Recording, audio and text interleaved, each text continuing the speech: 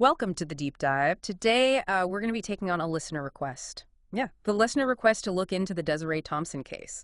So get ready. Get ready to unpack over a decade of twists and turns in the search for this missing California mom. Yeah, these types of cases where someone vanishes seemingly without a trace, I mean, they're always so incredibly complex. Right. But as we'll see, even the tiniest, like the smallest piece of information can sometimes crack a case wide open. And we've got a pretty comprehensive set of sources for this deep dive, including excerpts from the True Crime Podcast, Anatomy of Murder, and we've got a bunch of additional notes, too. Okay. So are you ready to get started? Absolutely. Let's dive in. All right, so the story begins on January 7th, 2012.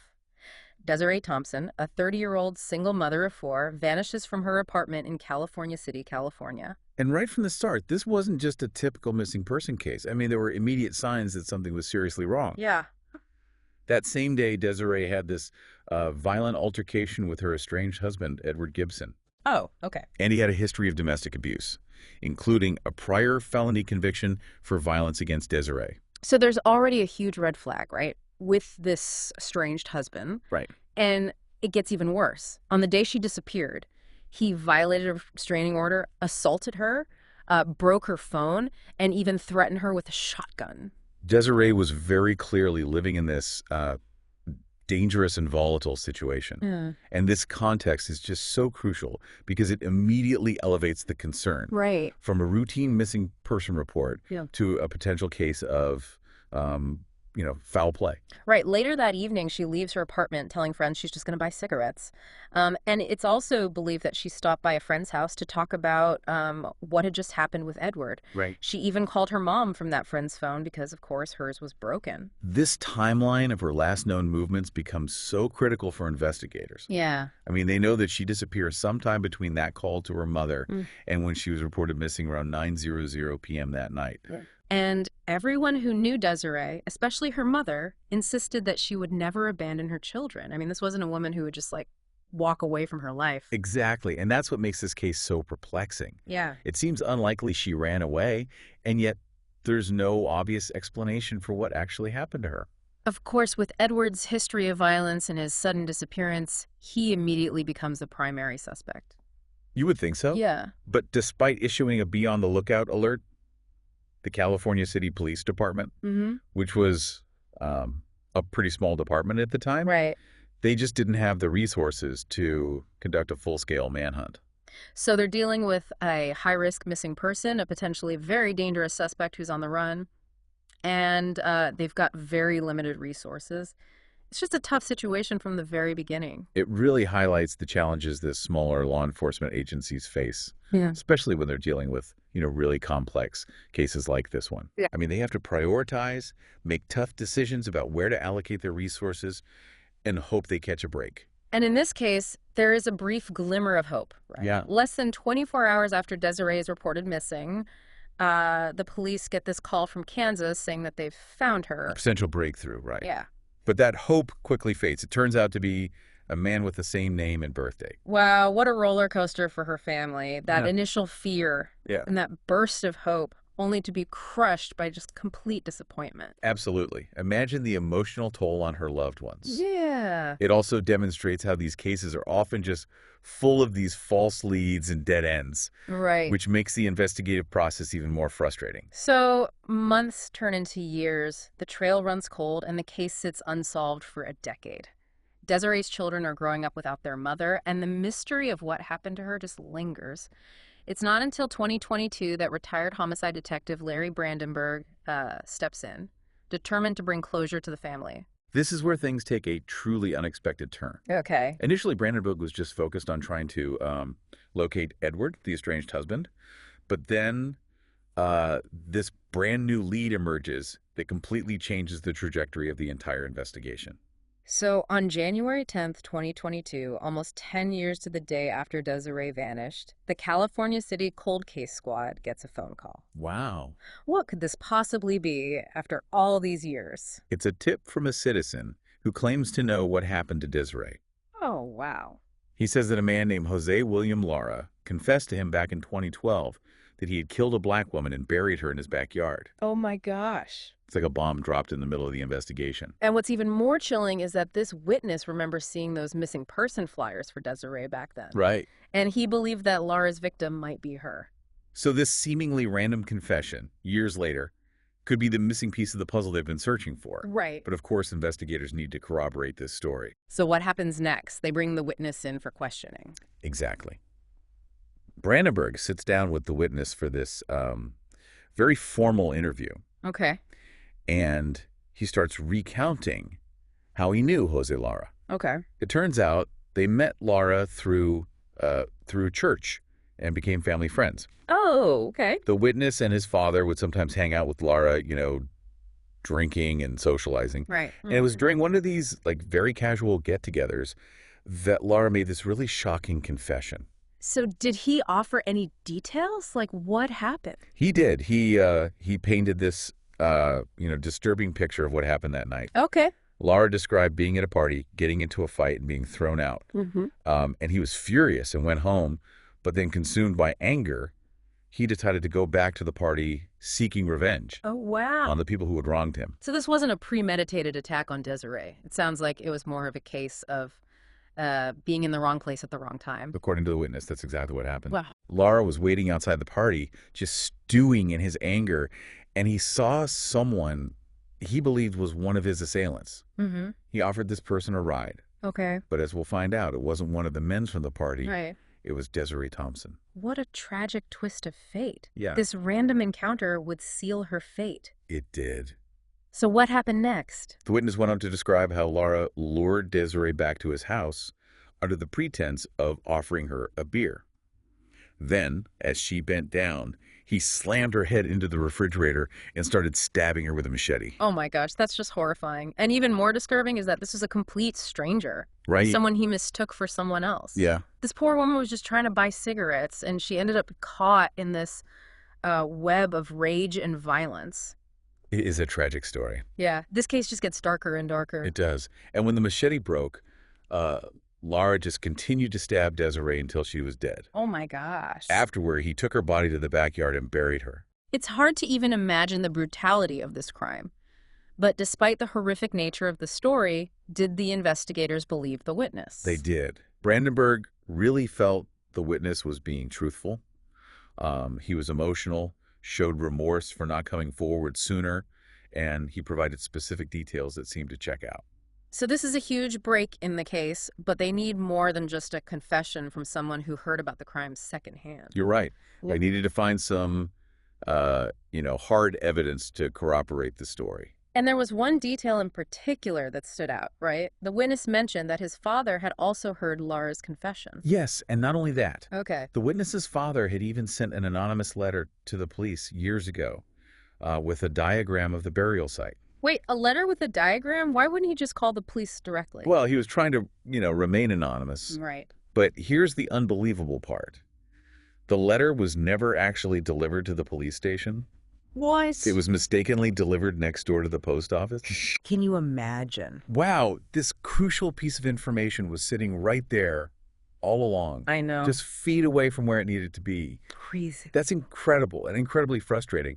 But luckily, the witness's father had kept a copy of the letter, right? He did, and he shared it with Brandenburgg. Okay. And what's amazing is the diagram matched the witness's account perfectly, right down to the layout of the house and the location of the burial site. Wow. So suddenly they had a potential crime scene and detailed accounts from two separate witnesses. This changes everything. I mean, it's still circumstantial, but it's more than enough to, warrant a closer look. Right. So Brandenburgg went to the police chief with this new information, Yeah. and they immediately started digging deeper. They verified that Lara did indeed live at that house during the relevant time frame. Okay. It's all starting to come together. So what's the next step? Do they go back to Lara and confront him with this new information? Not yet. First, they need to see if there's any physical evidence to back up these witness statements. Okay. So they decide to visit the house and speak with the current residents. Okay. Remember, this is over a decade later, so it's a completely different family living there now. So it sounds like they're walking into the situation very carefully, but what happens when they get to the house? Are the new residents cooperative? Amazingly, the family is incredibly helpful. Oh, wow. They allow Brandenburg and his team to examine the bedroom Okay. where the alleged murder took place, Mm-hmm. and even the backyard, which was now like this well-maintained family space. So, with the witness statements and access to the house, this feels like a major turning point in the case. It does. But will they find any physical evidence to support the witness's story? That's what I need to know. And that is exactly what we'll uncover as we continue our deep dive. So, they have permission to search the house, but after 10 years, what are the odds of finding anything? It seems like a long shot. It would be easy to assume that, any evidence would be long gone. Right. But this is where those seemingly insignificant details that we talked about earlier become crucial. Right. The layout of the house, the bedroom, the backyard, it all perfectly matched the diagram provided by the witness's father. Wow.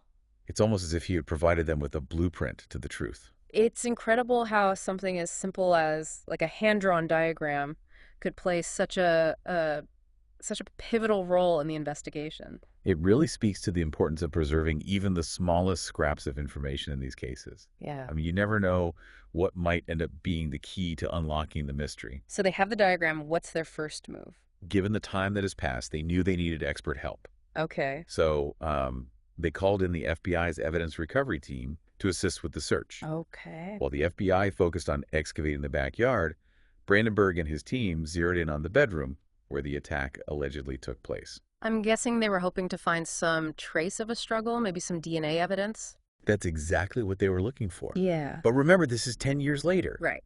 So they started by carefully removing the wood flooring, hoping to find something underneath. And what did they find? Was there anything there after all this time? Amazingly, yes. Really? They found bloodstains. Wow. Even after all those years, bloodstains remained embedded in the concrete floor beneath the wood. That's incredible. It was a chilling discovery, but it corroborated a key part of the witness's story. Right. The violent struggle that allegedly took place in that very room. That's incredible to think that after all that time, there's still physical evidence right there in plain sight. What kind of techniques would they use to analyze bloodstains that old? I'm assuming blood evidence degrades over time. You're right, blood evidence can degrade, but forensic science has come a long way. Yeah. They would have used a technique called luminol testing, Okay. which can detect even trace amounts of blood, even if it's been cleaned or is invisible to the naked eye. It reacts with the iron in hemoglobin, producing this faint blue glow that can be photographed in the dark. So they have blood evidence. What about the FBI's search in the backyard? Did they find anything there? Initially, they came up empty. Oh. The team was digging down 3.5 feet, Okay. following the diagram's markings, Hmm. but there was nothing. They were about to give up, but Brandenburg urged them to keep digging. Really? He just couldn't shake this feeling that something must be buried there, Hmm. especially after finding the blood evidence in the bedroom. He sounds like a very determined investigator, refusing to give up even when things looked bleak. He was driven by this deep sense of commitment to solving Desiree's case and bringing closure to her family. Yeah. His persistence paid off. Okay. As they dug a little deeper, they started uncovering pieces of evidence, a tennis shoe, a piece of clothing, and then hair. Okay, now it's getting really interesting. So they found items, but was there a body? Yes, they finally hit bone. Wow. A skull and other skeletal remains, along with more clothing. Oh, wow. It was a grim discovery, but it was a major breakthrough in the case. This is a huge development. They've found a body in the exact location described by the witness, but how do they know for sure if it's Desiree? That was the next challenge. Yeah. The remains were badly decomposed, and it was clear that someone had attempted to burn them. Oh, wow. Some bones were even missing, making identification even more difficult. It's a heartbreaking thought that someone would try to erase any trace of her like that. It speaks to the cruelty of the crime and the lengths to which the perpetrator went to conceal his actions. Yeah. But despite the damage, there was something else found in that makeshift grave that provided further corroboration. Okay. A machete blade. Wow. Just as the witness described, What? this evidence is really piling up against Joseé Lara. It is. But they weren't done yet. Knowing they needed to act quickly, they set their sights on Joseé Lara. They were worried that he might try to flee if he found out they were digging up his former backyard. Exactly. News travels fast, especially in a small town like California City. Right. They couldn't take any chances. Right. So while excavation was underway, they had FBI surveillance teams monitoring Lara's current residence. It sounds like things were moving very quickly at this point. They were Yeah. operating on a tight timeline, trying to stay one step ahead of Lara. Right. As soon as the remains were discovered, they gave the surveillance team the green light to apprehend him.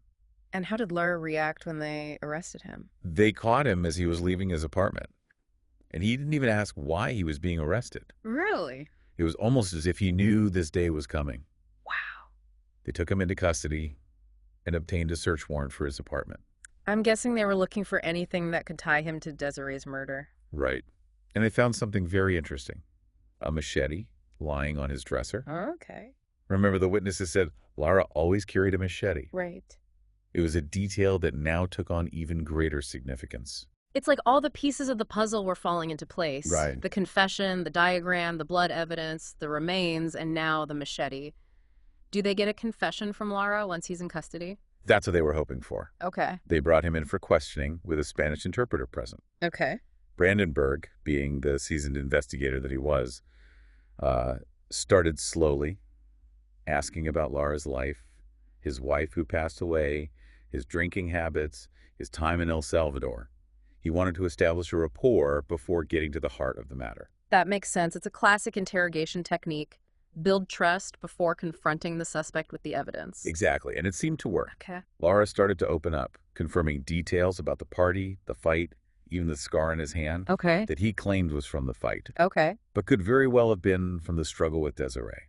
So he's confirming parts of the witness's story, but is he admitting to killing Desiree? Not yet. He continued to deny any involvement in her death. Okay.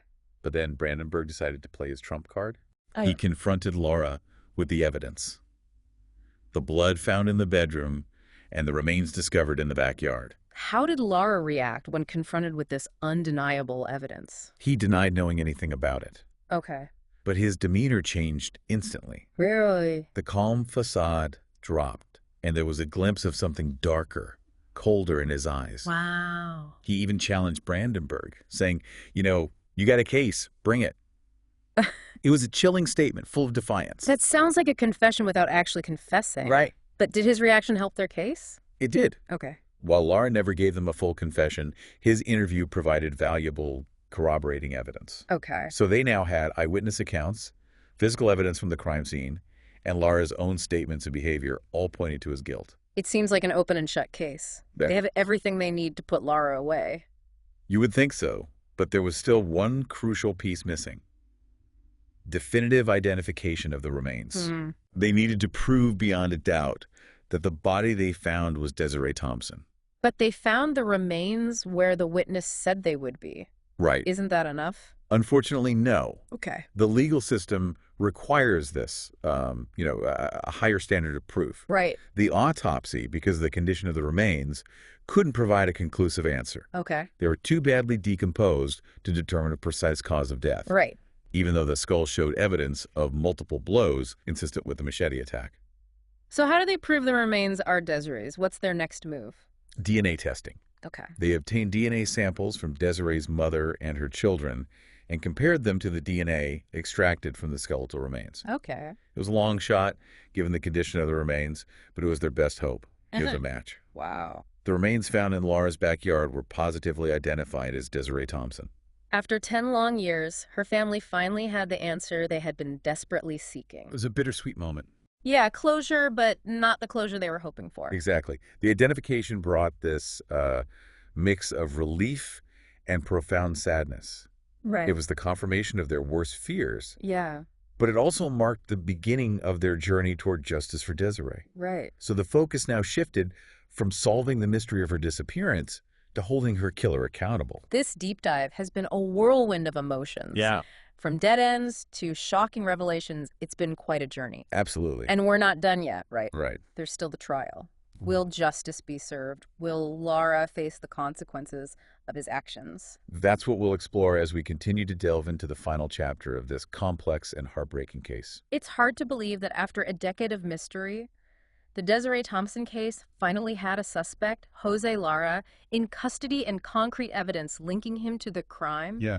It seems like a slam dunk case, right? You would think so. Yeah. With the DNA confirmation, witness testimonies, the blood stains, and the murder weapon, it felt like an airtight case. But the path to justice Well, it's rarely straightforward. Right. There are always these legal hurdles, procedural roadblocks, and just unforeseen challenges that can arise. And in this case, the first hurdle comes when Brandenburg presents the case to the district attorney's office, right? Yes. Much to Brandenburg's surprise, the DA initially refused to file charges against Lara. Really? They argued that while they had a body, the DNA results weren't back yet. Okay. So they couldn't definitively prove who it was. Right. It was a procedural technicality Right. that could have potentially derailed the entire case. It sounds like a frustrating setback after all the progress they had made. What was Brandenburg's reaction? He was understandably disappointed, but he wasn't about to give up. Yeah. He passionately argued that they had a body found in Lara's backyard, Right. a crime scene, blood evidence, a murder weapon, and a suspect who had confessed to multiple witnesses. Right. He urged them to charge Lara, even if they had to file it as a Jane or John Doe case for now. You mentioned filing the case as a Jane or John Doe case. Can you explain what that means for our listener? Sure. In cases where the identity of the victim is unknown, the case can be filed using the placeholder names Jane Doe or John Doe. Okay. It allows the prosecution to move forward with the case while they're still working to confirm the victim's identity. Right. So it's a way to keep the legal wheels turning while they wait for those crucial pieces of information. Yeah. What happened next? Did the DA eventually agree to file charges? They did, thankfully. Oh. Brandenburg's persistence and his unwavering belief in the evidence persuaded the DA to reconsider. Okay. So they agreed to file charges against Lara, Okay. which was a major victory for Brandenburg Right. and a step closer to justice for Desiree. It's amazing how the dedication of one detective can have such a significant impact on the outcome of a case. But even with the charges filed, it sounds like the legal battle was far from over. You're absolutely right. Yeah. The defense wasn't going down without a fight. So they threw up another roadblock, claiming that Lara was not competent to stand trial. What does that mean exactly? Competent to stand trial. It essentially means that the defendant must be able to understand the charges against them Okay.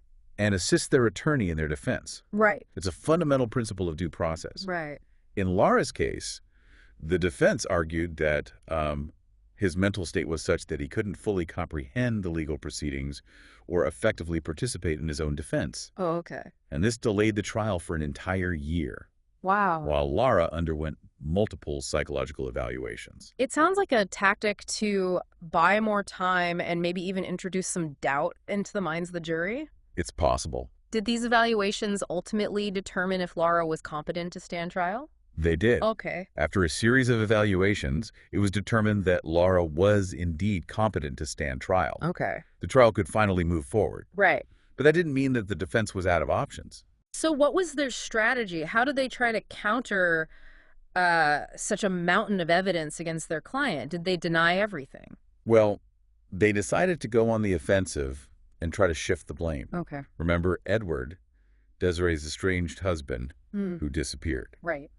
The defense attempted to,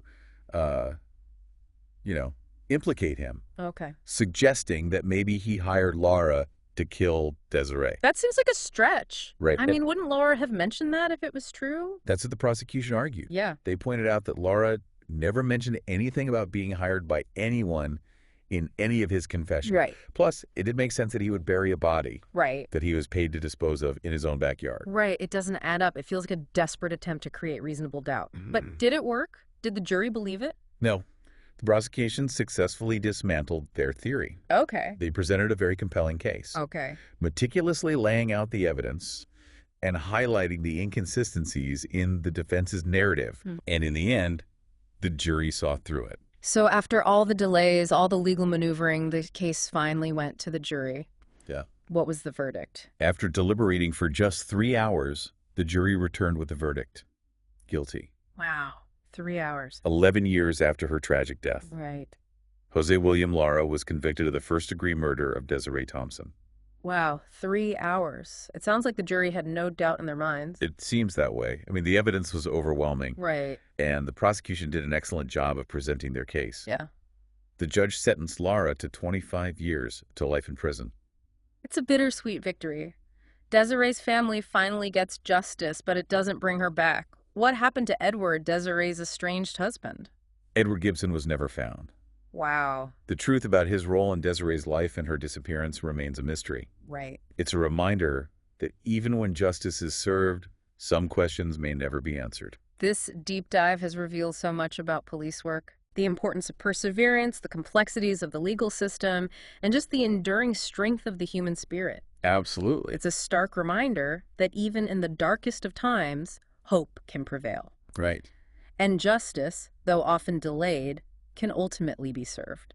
The Desiree Thompson case highlights how seemingly insignificant details can become crucial turning points in an investigation. Right. And it underscores the interconnectedness of information and the vital role that witnesses play in these cases. And for you, our listener, remember that every detail matters. Yeah, Keep your eyes and ears open. absolutely. And never underestimate the impact you can have. Sometimes the smallest piece of information can be the key to unlocking a mystery. This case also demonstrates how cold cases, even those that have gone unsolved for years, Right. can be cracked open with fresh perspectives, new technologies, and just this relentless pursuit of the truth. If this deep dive into the Desiree Thompson case has taught us anything, it's that justice may be delayed, but it is never truly denied. And that even in the face of unimaginable tragedy, the human spirit can find the strength to seek answers, Yeah. demand accountability, and ultimately find peace.